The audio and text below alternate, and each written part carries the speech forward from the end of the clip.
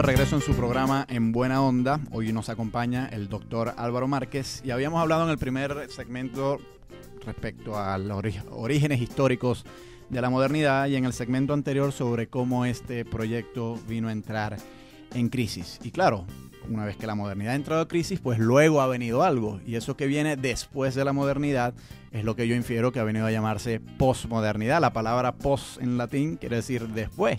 Y de ahí me imagino yo que viene el término posmos de aquellos que hace 20 años, cuando empezó Luz Radio, en esa época, los inicios de los 90, aquellos muchachos que se reunían en los centros comerciales vestidos de negro, les llamaban posmos. ¿Qué tan posmodernos eran ellos? Bueno, mira, una precisión de carácter semántico. Sí, claro. La idea de pos, como dice uno de nuestros intelectuales más reconocidos en Venezuela, Rigoberto Lam, y es casi de acuño internacional entre los estudiosos que nos dedicamos a estas reflexiones, es un post in te. O sea que la idea de postmortem, de lo que se cumple, fenece, acaba y se hace inerte para dar cosa a algo inédito, no es tan, digamos, conceptual, sino que es un post in te que implica que es una condición de transformación, de regeneración, de cambio, de descomposición desde un tiempo histórico por una relación espacial donde hay actores que hacen posible ese cambio del tiempo histórico, pero nosotros seguimos vivos. Claro, claro. Y además, ¿no? Que la modernidad tampoco es que se acababa así, tampoco, que la hemos matado con una espada, ¿no? También, como tú dices, hay mucho de residual en lo que es posmodernidad, ¿no?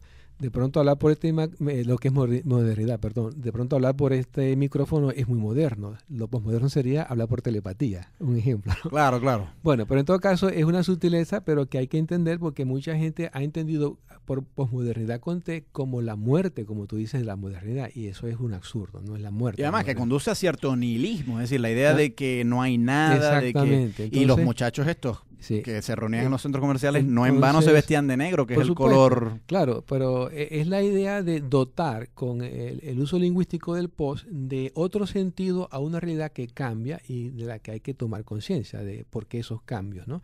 Entonces, en este aspecto, la condición posmoderna es una condición que entra en crítica con la modernidad porque intenta negar el valor con el que la razón moderna ha asumido el desarrollo humano. Y este concepto de valor, prácticamente en términos de una teoría política de carácter marxista, es la concesión de una racionalidad que científicamente ha acentuado, ha profundizado las condiciones de subordinación, de alienación del hombre. O sea que la idea moderna de libertad y progreso queda agotada por un mundo en donde no hay libertad y no hay progreso. O al menos, existencialmente hablando, la única libertad de progreso es la libertad de mercado y de consumo. Entonces, a lo que quería llegar es que esta crítica incide en una concepción tecnocientífica de cómo políticamente termina siendo la razón económica, la razón dominante en el mundo del humanismo que profería. Ahora, ¿esto fue exclusivo del capitalismo o el comunismo también llevó a una gran tecnificación? No, eso es una consecuencia del capitalismo. O sea, ni siquiera comunismo, ni siquiera socialismo. Pero, por ejemplo, cuando nosotros, cuando uno concibe las imágenes de la Unión Soviética, ¿no? En la Unión Soviética también había grandes fábricas, mucha tecnificación. Pero una intervención, fíjate, Gabriel, una intervención a un mercado interno muy reducido, muy confiscado en sí mismo. O sea, la idea, por ejemplo, del capitalismo de carácter expansivo, la acumulación de capital no existe en la Unión Soviética, en la economía del modelo estatista de la Unión Soviética. Entonces, es algo así como un mercado de autogestión que se centralizó, que se estatizó, que generó muchos peligros y que generó su propia destrucción, pero no había una concesión mercantil de un mercado que pudiese periféricamente desplegar el desarrollo, ni siquiera político del socialismo. Bueno, pero a mí sí me parece, por ejemplo, que en la Unión Soviética sí había una gran alabanza de la ciencia. Bueno, sí. Al punto de que quizás deshumanizó Bueno, pero te digo, eso es válido en el sentido interno, en el sentido de control social, de sujeción social de una sociedad que está totalmente estatizada, ¿no? O sea, al interior sí hay grados de desarrollo, por ejemplo, desarrollo aeronáutico, de desarrollo de armamentos, etcétera, etcétera, etcétera. Pero fíjate que ¿cuál fue el mercado internacional? Más bien se puede decir que ahora desapareció la Unión Soviética, es que hay un mercado internacional, incluso por países latinoamericanos, que están comprando, por ejemplo, armas y material bélico a la Unión Soviética, ¿no? Y algunas otras cosas que ellos están ofreciendo tecnológicamente. Entonces, desde ese punto de vista, pudiésemos hacer equivalente a un análisis capitalista a la Unión Soviética. Pero mira con qué retraso llega la Unión Soviética al mercado de capital, por decirlo en este sentido. Llega con 100 años de atraso. Usted nos ha comentado la influencia de la posmodernidad en América, nos acaba de arrojar ese tema. ¿Cómo cree usted que los latinoamericanos estamos viviendo esta dicotomía entre ser modernos, ser posmodernos? Sí, mira, la idea es interesante porque, entre otras cosas que se dicen, son características de la posmodernidad. Dicho en un momento por uno de los pensadores franceses que inicialmente acuña esta expresión con aquello de la condición posmoderna del hombre. Esa condición posmoderna del hombre implica que hay una especie de ausencia de valor en la forma genuina en cómo tú desarrollas tus transformaciones culturales. O sea, la sociedad está unificada, está homogeneizada, está dimensionalizada, como dirían los filósofos alemanes, por un estándar, por una estandarización, por una norma de conducta que nos hace equivalentes universales.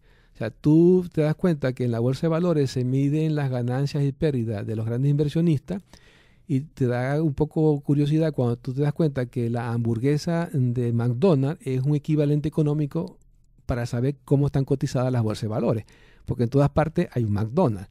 O sea, fíjate tú cómo la cultura homogeniza, unifica, con el propósito de transculturizar de una cultura dominante a otra. Y eso es un vacío existencial de valoración cultural, tradición, costumbre, folclore, originalidad, creatividad, artesanía. Entonces, en América Latina es interesante el fenómeno postmoderno porque ese vacío es un vacío receptor a la propia cultura eurocéntrica. Entonces, ellos vaciados de sus propias transformaciones culturales quedan sin referente cultural. Por eso es que dice Gil de Povesky que hay en esta cultura posmoderna una especie de nihilismo, de acabarse, del todo vale, una especie de mundo escéptico, de mundo desalentado, que no tiene ningún propósito para el futuro. Entonces, esa modernidad o esa primera irrupción de la modernidad que evidencia la decadencia de la modernidad, pero que no es totalmente toda la modernidad, es lo que más se acentúa. Y es lo que más influye en América Latina. ¿Por qué? Bueno, tú lo sabes también como yo, pues el tema de la colonización, el tema de la conquista, el tema de la dependencia, el tema de la hegemonía, el tema de que somos continentes y países periféricos, que estamos fuera del mundo real, nos llaman tercer mundo. Entonces, esa idea de vacío cultural que surge y que se vive en Europa como una decadencia de la cultura hegemónica, nosotros somos receptores no porque estemos vaciados culturalmente, sino por la necesidad que tenemos de, frente a Europa, recuperarnos desde nuestra valoración cultural y a relacionarnos con ella. O sea, América Latina en ese sentido se toma como un margen posible de cultura posmoderna porque ofrecemos alternativas a la superación de la modernidad.